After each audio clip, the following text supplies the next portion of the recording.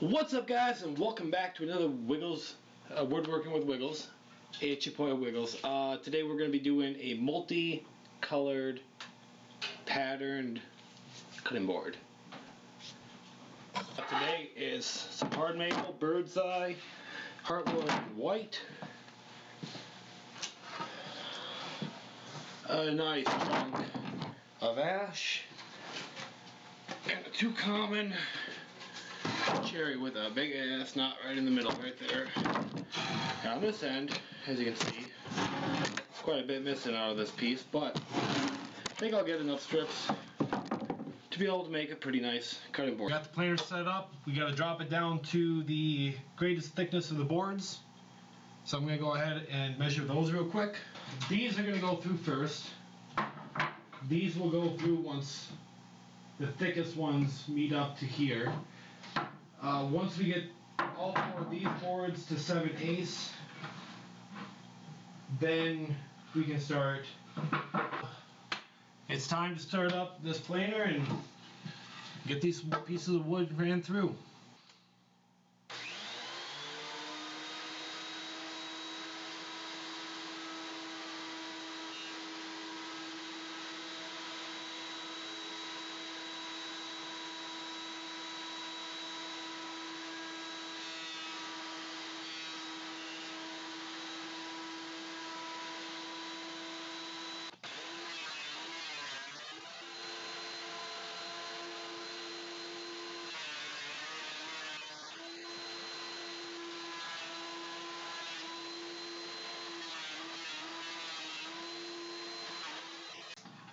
Now, just did a thickness check. We should be very close to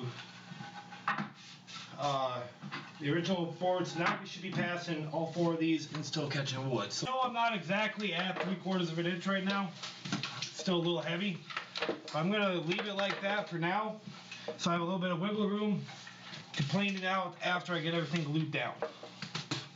Next, we're going to move on. Next, we are going to move on to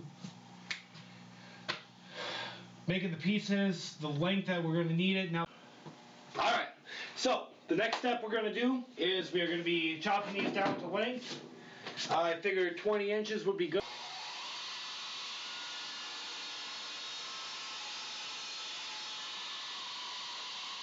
Just insert that there.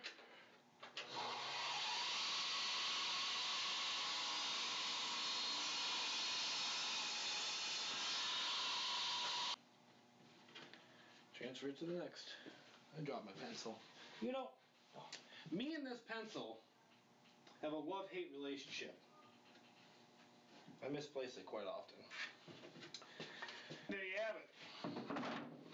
Now we got some table saw work to do. Oh yeah, wait, where's my ash? Did I chop the ash up? Yeah, I chopped the ash up, right? Yep.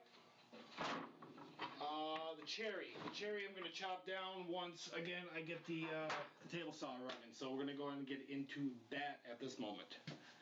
So, my first cut is I'm going to square this off on the edge of 7.5. I'm going to take a 1/4 inch off that. It'll leave me at 7 1/4. Which if I take a 1/4 inch off of that would leave me 2 1/4. So I should be able to get 3. Well, actually, I think I'm going to bump this out just a tad bit. I'm going to go ahead and lift that blade up so that we have the correct thickness of the cut, because you never want to have your cut any thicker or much deeper than the wood itself. Your teeth should just barely come over the piece you're working on. Now, remember that little piece of advice about the teeth barely breaking the surface of the wood. That saved my hand in this next clip. Alrighty. Let's go.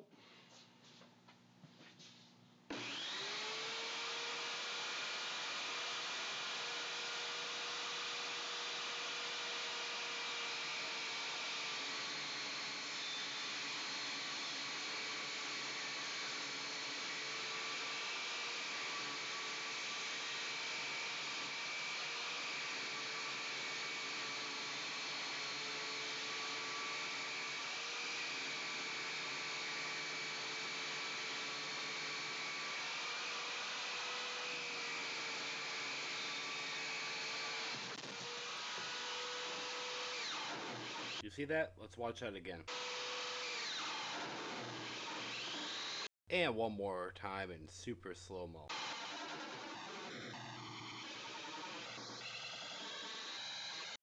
That could have been a catastrophic mistake. I am quite glad that it didn't end that way. This is why I changed over to my other table saw, so I could put the computer on a different surface. Therefore, I had less distraction. Alright, well, because we almost had a near catastrophe on the last cut, which, as you can see, the computer which I recorded off of fell off the table. I brought my camera with it. Well, while the camera was going down, my board jumped on me, and that could have been my hand had I not had the board land on that.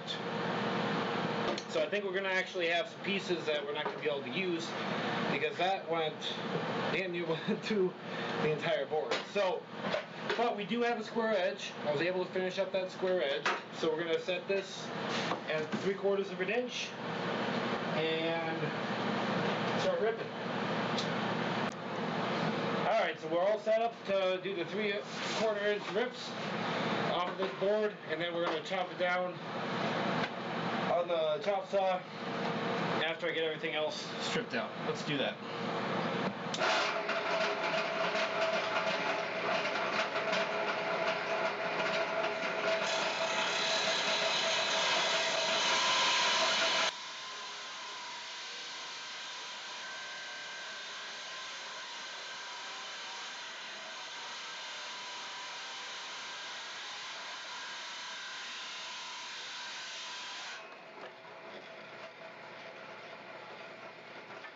I really wish I could have chopped this down before actually using the saw. It's much more difficult on this smaller saw to do these longer rips. But we'll make it work.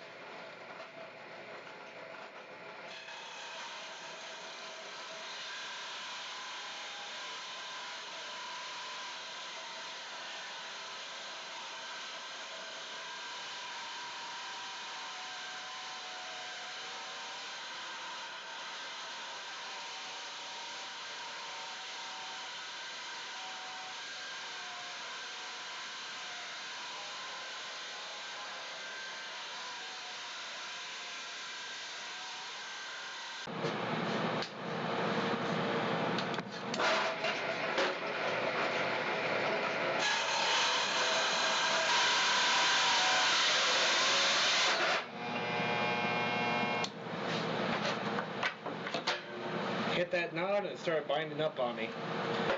Let's go ahead and try that again. This time we're going to flip it over.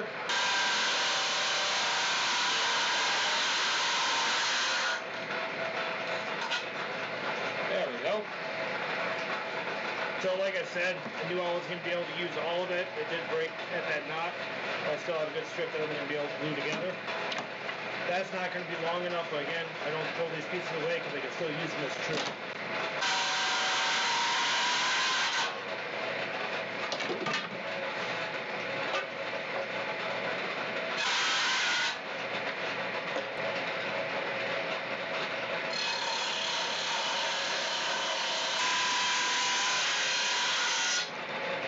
Well, there you have it. We got that cherry board sliced down. These pieces, now I'm going to have to go through it like right here. I'm not going to be able to use that piece. So I have to cut on each side of that. We're going to go ahead and chop these up to the same 20-inch length that all the other boards are. And then we're going to start gluing this together. And there we have it. We ended up getting a lot less pieces because I took anything that had any kind of defect out. But we ended up getting plenty to start with.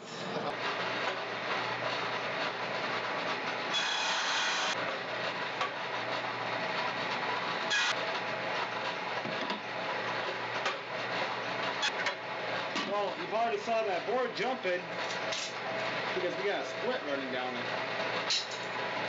We're going to go and flip it over and start cutting from the other side.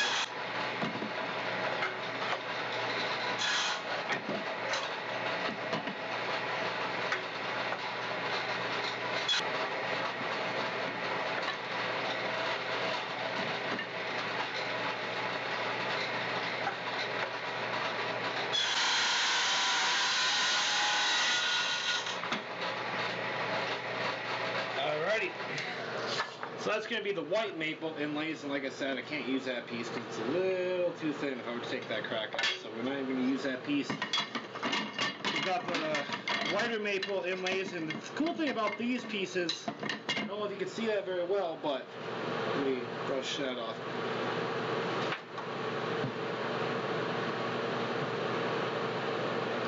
Nope, hold on, let me grab this slide out of here. Alright. See that? You've got heartwood on one face and sapwood on the other. So if I wanted to, I could have heartwood or sapwood depending on how I turned it. And I have that on almost all of these pieces. There's a few pieces that is almost nothing but heartwood, but most of it's sap and heart on the same piece, which can actually become very beneficial to me when I'm trying to make a cool looking pattern. That one's almost all sapwood.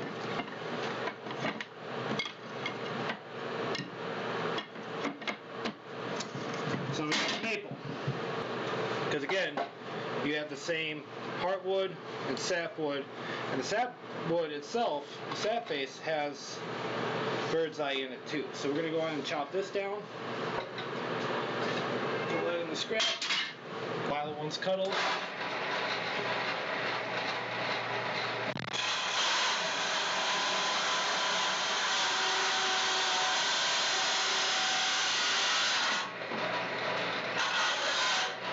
Bird's eye. Now time for the ash. Alright. That will be enough wood, I believe, to accomplish what I need it to. So we're going to go ahead and move this saw out of the way. Get my gluing platform ready, which is going to be based on my table saw. The cool thing about the table saw is that it's more than a table saw. It can also be a table. So it's multi-purpose. So let's go ahead and drop that blade. We're going to move this out of the way. And we are going to continue working on this piece.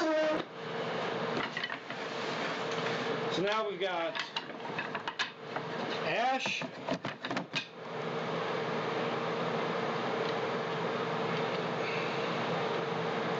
We've got ash here. We've got bird's eye maple here. We have white and brown maple here because of multiple faces. And apparently I have too much cherry. That's alright. And we got a cherry. So, what I'm planning on doing is starting to get a pattern weaved out. Now I don't have exactly the same amount of pieces of each, so we'll have to go from there. You know what I mean? So let's go ahead and start by putting these in stacks. Maple, and I have 9 pieces of ash. So, because we have more cherry than we have anything else, we're going to start and end with cherry. So we're going to put cherry, we'll do a piece of white bird's eye. Actually, that wasn't supposed to be in there. That's the wrong piece. A piece of white maple. A piece of dark bird's eye. And then a multi-colored piece. One where I have nothing but sapwood. Yep. And a good white piece of ash. And then another cherry.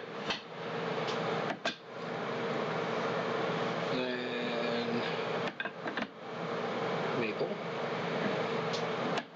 bird's eye, ash, cherry,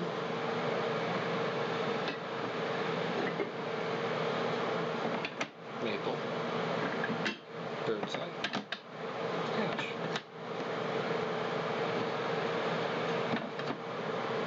Bird's eye.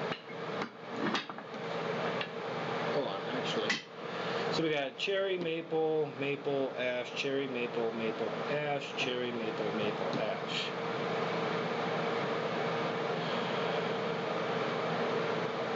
I already can tell I'm not going to have big enough clamps to do what I want. I don't have panel clamps necessarily what is the maximum width on my D-wall clamp. Not much more than that, so we'll go ahead and make it as wide as I can make it off of this. So 12 inches. Right now we're at 9. So just to kind of keep us referenced, I'm going to lay a tape measure right next to this. That on 1. So as of right now, we're on ash. Now we could actually try to back up the pattern a little bit. Bird's eye, white maple, cherry.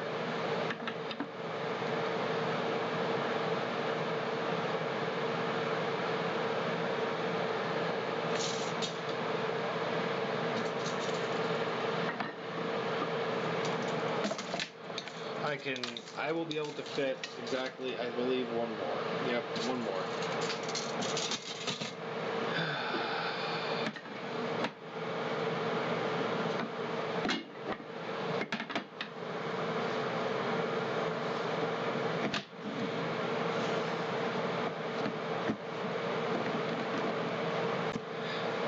Alright, so I glued this board down here so that I have a good reference to keep it square. We're going to go ahead and flip these.